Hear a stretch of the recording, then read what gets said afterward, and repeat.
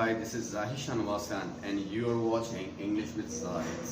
जैसे कि कोर्स चल रहा है इंग्लिश लैंग्वेज का वीडियोस के जरिए, so today we are here with class number 4, lecture number 4 है आज हमारा। लेक्चर नंबर 3 के अंदर हमने बहुत ही अच्छे स्ट्रक्चर्स डिस्कस किए और स्पेशल सेंटेंस भी डिस्कस किए और इडियम्स भी डिस्कस किए, वोकैबुलरी भी डिस्कस की। उम्मीद है आपने उसकी प्रैक्टिस की होगी और आपकी बहुत अच्छी इम्प्रूवमेंट हो चुकी होगी। लेक्चर नंबर 4 के अंदर भी हम उसी तरह वो चीज़ें डिस्कस करेंगे जो हमारी इंग्लिश सीखने के लिए ज़रूरत है। याद रखें, मैं अपने कोर्स के अंदर आपको हर वो चीज़ बताएंगे जो स्पोकन इंग्लिश के लिए आपको ज़रूरत पड़ती है। वो वोकैबुलरी है, वो स्पेशल सेंटेंसेस हैं, वो इडियम्स हैं, वो स्ट्रक्चर्स हैं, वो कन्वर्सेशन है, वो प्रोनाउंसिएशन या एक्सेंट है। जो भी चीज़ होगी जो स्पोकन इंग्लिश के लिए ज़रूरी है वो हम आपको अपने कोर्स के अंदर ज़रूर बतलाएंगे। आज की हम देखते हैं स्पेशल सेंटेंस। स्पेशल सेंटेंस पहला है love begets love. Love begets love का मतलब होता है दिल को दिल से राह होती है। जैसे हम अक्सर कहते हैं ना, यार दिल को दिल से मोहब्बत होती है, राह होती है, तो हम कहते हैं इंग्लिश में love begets love. Money begets money का मतलब होता है पैसा पैसे को खींचता है। कोई भी काम, जैसे हम अक्सर बिजनेस के अंदर ये टर्म्स यूज करते हैं कि मनी बिगेट्स द मनी, पैसा पैसे को खींचता है। I want fair play, I want fair play का मतलब होता है मुझे इंसाफ चाहिए। जब आपको इंसाफ नहीं मिल रहा होता गैदरिंग के अंदर आप थे, तो आप कहते हैं आई वॉन्ट फेयर प्ले, मुझे इंसाफ चाहिए। This is out of question. This is out of question का मतलब होता है सवाल ही नहीं पैदा होता। जैसे हम कहते हैं ना, यार सवाल ही नहीं पैदा होता मैं ये काम करूं, this is out of question.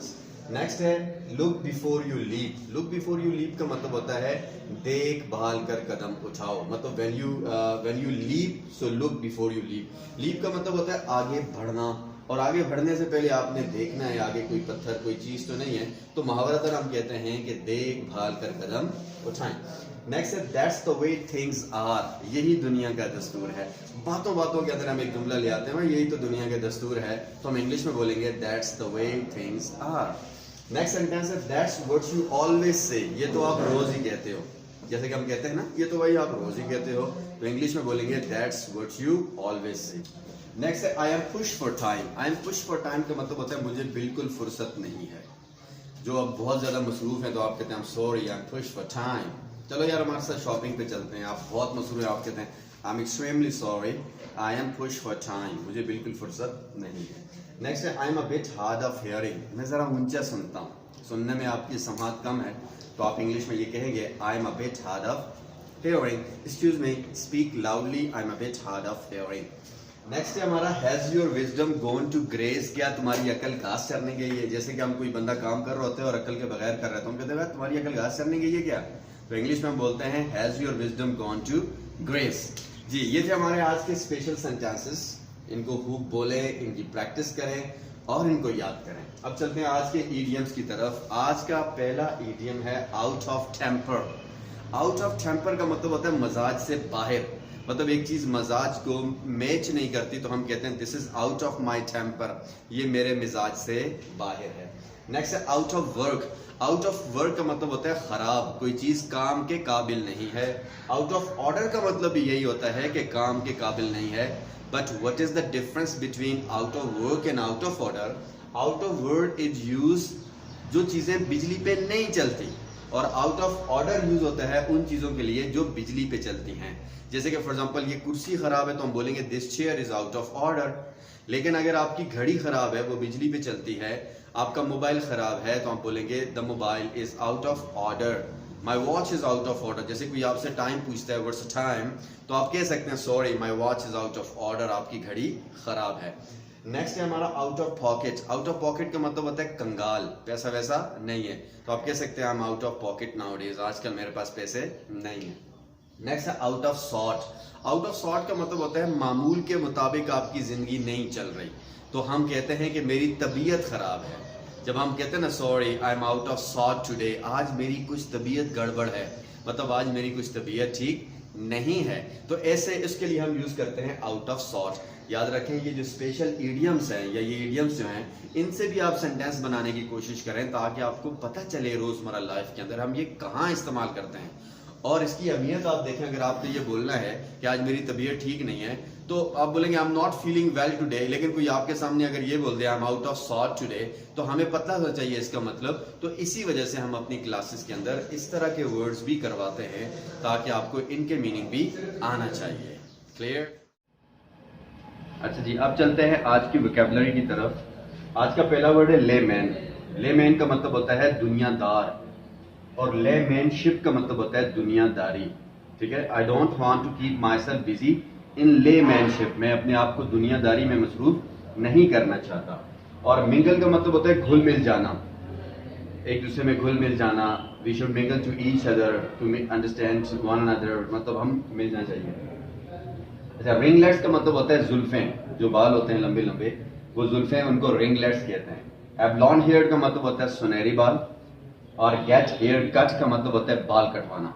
I want to get my hair cut, please get your hair cut, अपने बाल कटवा दें।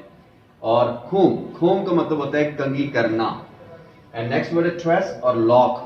ट्रेस एंड लॉक दोनों का मतलब होता है बालों की जो लट होती है, एक बाल का कुछ हिस्सा इलादा करके अब उसको करली करते हैं तो वो लट कहलाती है। बियर्ड का मतलब होता है दाढ़ी, दाढ़ी को इंग्लिश में कहते हैं बियर्ड। और मस्टाचिस का मतलब होता है मूंछें, in English we call it मस्टाचिस।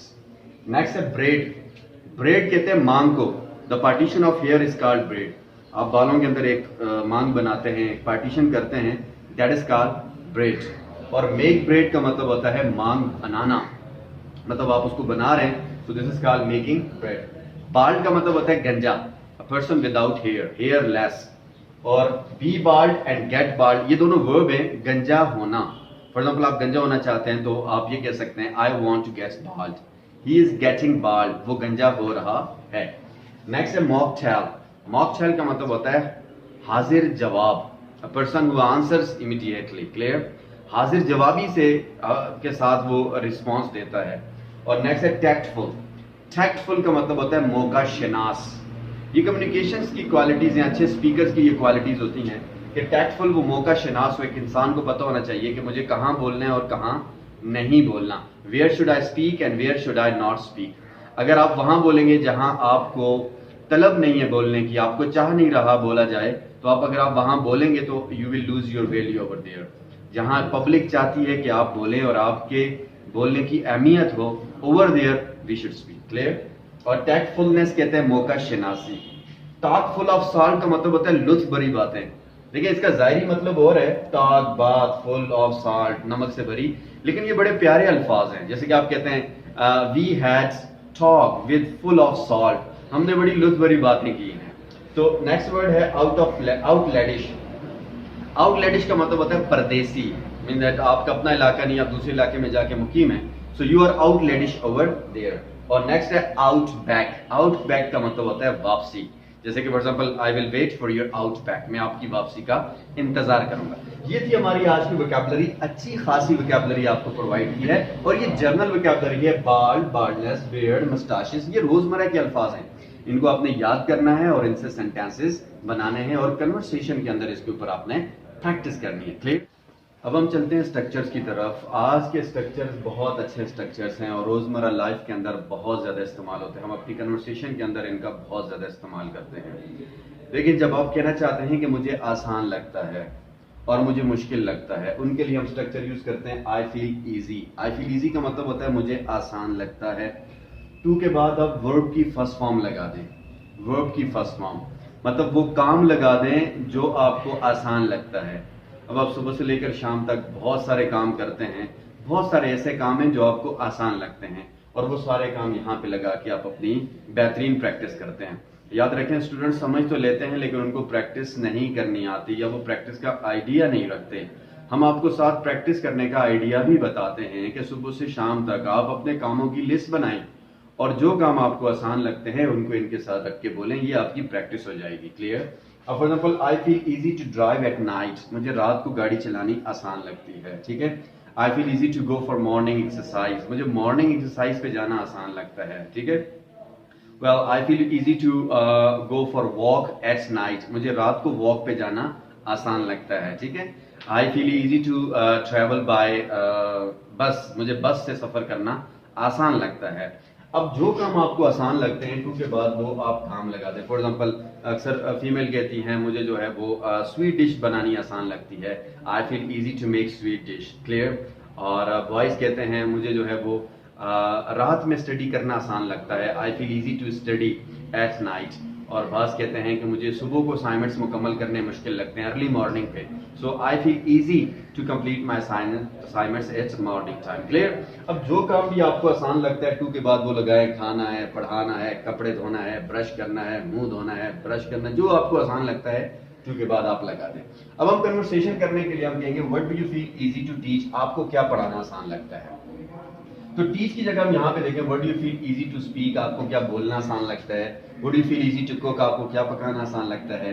Where do you feel easy to go for shopping, आपको कहाँ शॉपिंग पे जाना आसान लगता है।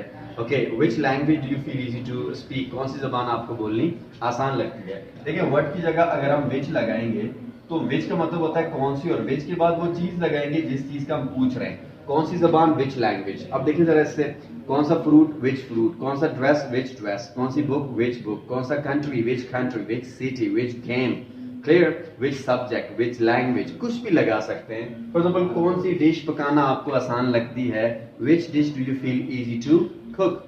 कौन सा ड्रेस आपको सिलाई करना आसान लगता है, कौन सा ड्रेस आपको प्रेस करना आसान लगता है, कौन सी लैंग्वेज आपको बोलना आसान लगता है, which language do you feel easy to speak. तो इस तरह के आप इससे कम 15 से 20 क्वेश्चन आप बनाएं और उनकी कन्वर्सेशन करें, क्लियर। अब अगर कोई चीज आपको मुश्किल लगती है तो हम उसकी जगह बोल सकते हैं आई फील डिफिकल्ट। क्या बोल सकते हैं, I feel difficult. I feel difficult to walk in sunlight, धूप पे चलना जरा मुझे मुश्किल लगता है। I feel difficult to stay out of my home, घर से बाहर रुकना मुझे मुश्किल लगता है, clear. I feel difficult to go for outing without my family, अपनी फैमिली के बगैर आउटिंग पे जाना मुझे जरा मतलब मुझे मुश्किल लगता है, clear. I feel difficult to speak in public, मुझे पब्लिक में बोलना मुश्किल लगता है। अब जितने काम आपको मुश्किल लगते हैं वो खाने से रिलेटेड, पकाने से रिलेटेड हैं, कुछ सीखने से रिलेटेड है, कुछ करने से रिलेटेड है, तो वो आप यहाँ पे बना सकते हैं। आई फील डिफिकल्ट और what do you feel difficult to do, आपको क्या करना मुश्किल लगता है। What do you feel difficult to learn, to speak, to write, to drive, to buy. Where do you feel difficult to go for shopping, where do you feel difficult to live, आपको कहाँ रहना मुश्किल लगता है। अब आप इस तरह के भी क्वेश्चन बना सकते हैं। देखिए इन दोनों को मिला के आप क्वेश्चन कंजंक्शन बट है उसके जरिए मिलाए। जैसे फॉर एग्जांपल आप कहते हैं I feel difficult to drive at day time but I feel easy at night, मतलब मुझे दिन को चलाना मुश्किल लगता है लेकिन रात को चलाना बड़ा आसान लगता है। I feel difficult to make sweet dish but I feel difficult to make saltish dish, clear. Sweet dish तो आसान लगता है लेकिन सॉल्टिश डिश पकाना मुश्किल लगता है। तो इन दोनों को मिला के भी आप एक डायलॉग तैयार कर सकते हैं, क्लियर। नेक्स्ट लेक्चर हमारा बहुत ही उम्दा है, बहुत जबरदस्त है। I feel like plus gerund form. अब जेरंड फॉर्म क्या होती है, देखें जेरंड फॉर्म कहते हैं जब वर्ब के साथ आईएनजी लगा दें। अब जैसे प्ले है तो उसके साथ आईएनजी लगाएं, प्लेइंग हो जाएगी, क्या हो जाएगा, प्लेइंग। तो इसे हम कहते हैं जेरंड फॉर्म। कौन सी form, gerund form. Gerund form कहते हैं when we use ING form with the first form of the verb as a noun is called gerund form. जैसे गो है तो गोइंग, प्ले है playing, teach teaching, read reading, come coming, ये ING या gerund form है। और मैं पूरी लैंग्वेज के अंदर आपको जेरंड फॉर्म को शॉर्ट से जीएफ लिखा करूंगा, क्लियर। तो लाइक के बाद आप यहाँ पे जेरंड फॉर्म लगाएंगे, आई feel like plus gerund form. अब फील लाइक का मतलब क्या है, फील लाइक का मतलब उर्दू में कहते हैं कि मेरा मन चाहता है, मेरा मन चाह रहा है, मेरा दिल चाह रहा है, मेरी तबीयत हो रही है।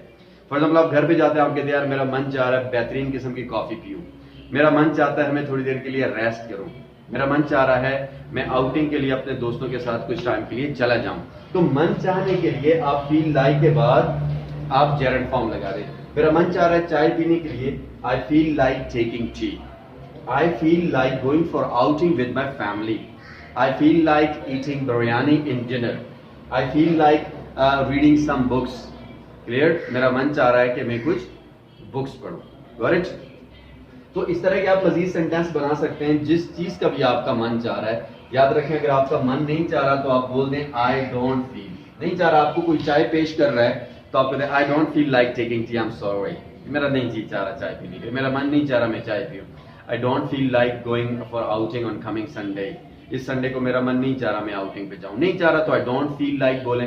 देखिए कोई समझने वाली कहानी नहीं है। अब आई डोंट फील लाइक के ऊपर आप बहुत सारे सेंटेंस की प्रैक्टिस करें। याद रखें ये स्ट्रक्चर्स तब आपकी जबान का आपके दिमाग में बैठेंगे, आपकी कन्वर्सेशन का हिस्सा बनेंगे जब आप इसकी खूब प्रैक्टिस करेंगे। आपने ये बात नोट की होगी कि हम बार बार इस चीज के ऊपर फोकस करते हैं। आप प्रैक्टिस करें, प्रैक्टिस करें, प्रैक्टिस करें। अगर आप कार चलाना सीखना चाहते हैं तो सारी जिंदगी कार का तवाफ करते रहें, आप कार चलाना नहीं सीख सकेंगे। सारी जिंदगी किताबें पढ़ते रहें, कार कैसे चलाएंगे, नहीं आपको कार चलानी नहीं आएगी जब तक आप कार में बैठ के खूब प्रैक्टिस नहीं करेंगे। इसी तरह English, you would not be able to speak English until you are not going to have a lot of practice. जितनी आप प्रैक्टिस करते जाएंगे आप में निखार आता जाएगा, आपके अल्फाज में, आपके सेंटेंसेस में, आपकी बॉडी लैंग्वेज, फेशियल एक्सप्रेशन, ये सारी की सारी चीजें आपकी इंप्रूव होती रहेंगी। Got it? सो अब इसके एक क्वेश्चन बनाते हैं। What do you feel like taking in dinner today? आज क्या मन चाह रहा है भाई डिनर में क्या खाऊं? Where do you feel like going for shopping? हाँ? Okay, what do you feel like taking in breakfast? क्या मन चाह रहा है आप ब्रेकफास्ट के अंदर क्या खाएं?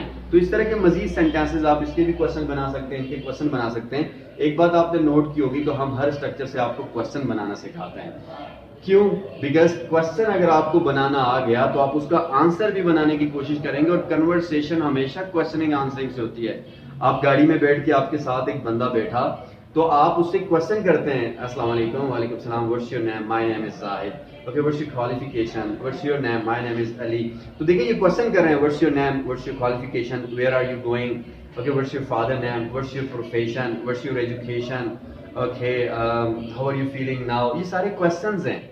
तो ये क्वेश्चन करना इसीलिए सिखाते हैं कि हम रोजमर्रा जिंदगी के अंदर क्वेश्चन ही करते हैं। आप शॉपकीपर के पास जाते हैं, आप उससे क्वेश्चन करते हैं, excuse me, what is the price of this dress, तो वो कहता है the price of this dress is फलां फलां। तो आप उससे एक रिक्वेस्ट करते हैं, क्वेश्चन करते हैं। यही चीजें हैं सारी। हम हर स्ट्रक्चर से रिलेटेड क्वेश्चन करना इसलिए सिखाते हैं ताकि आपको ये डेली लाइफ की कन्वर्सेशन आए। और अगर आप हर स्ट्रक्चर से 15 क्वेश्चन टारगेट रख के बना लेते हैं, आपको खुद ब खुद 10 लेक्चर के बाद आप देखेंगे आपको बहुत अच्छी इंप्रूवमेंट मिलेगी। अब हमारा नेक्स्ट स्ट्रक्चर है, वो भी बहुत ही उम्दा है, रोजमर्रा लाइफ के अंदर हम बहुत ज्यादा इस्तेमाल करते हैं।